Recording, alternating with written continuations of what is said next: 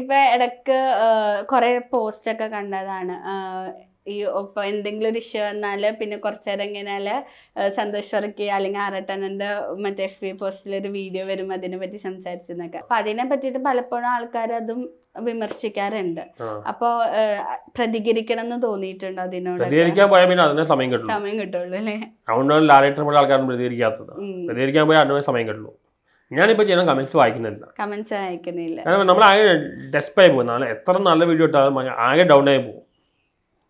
അത് തെറിവിളി മാത്രമല്ല, ഭയങ്കര കുത്തുന്ന വർത്താനമുണ്ട്. ഒരാളെ വേദനിപ്പിക്കുന്ന തെറി മാത്രമല്ല, ശരിക്കും കുത്തുന്ന വർത്താനമുണ്ട്. ഏറ്റവും രസം തോന്നിയ മെച്ചുവരെ ഭാരനെ കുറിച്ച് പറയുമ്പോഴാണ്. അത് കുറേ ഞാൻ ബ്ലോക്ക് ചെയ്തു. ഇനി ഞാൻ കമന്റ്സ് വായിക്കുന്നില്ല. നല്ലതാണ് എന്താണെന്ന് ഞാൻ അറിയില്ല, ഞാൻ കമന്റ്സ് വായിക്കില്ല.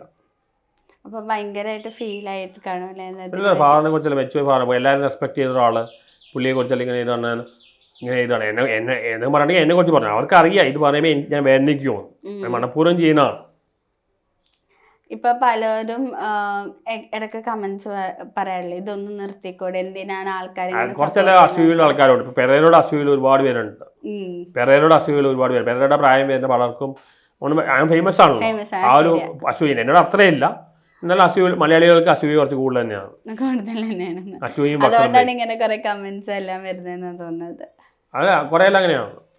ഇപ്പൊ പിന്നെ ഈ 2000 കഴിഞ്ഞ ചിലർക്ക് തമാശയാണ്, പിള്ളേർക്ക് തമാശയാണ്. ഇപ്പൊ എന്നെ വിളിച്ചിട്ട് പറഞ്ഞു തമാശയുണ്ട്, അത് ആരിലെടുക്കാം, ആ പ്രായത്തിന്റെ എടുക്കാം.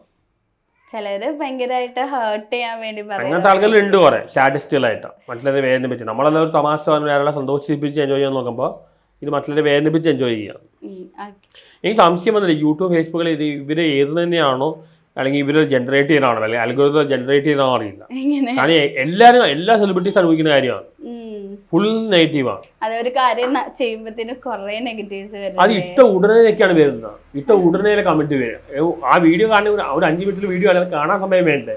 എന്നാലും പക്ഷെ എനിക്കിത് തോന്നിയൊരു കാര്യം, ഈ സോഷ്യൽ മീഡിയ കൊണ്ട് ഒരു ഗുണം ഉണ്ടായത് 2010 ഫ്ലഡ് വന്നപ്പോൾ ഒരുപാട് പേര് ആളുകൾ ഉപയോഗിച്ചു. പക്ഷെ സിനിമയിലെല്ലാം ഒരുപാട് മോഹൻലാലിന്റെ ഒടിയൻ പല സിനിമയെല്ലാം മരക്കാനുള്ള ഭയങ്കര സോഷ്യൽ മീഡിയ അറ്റാക്ക് ആയിരുന്നു.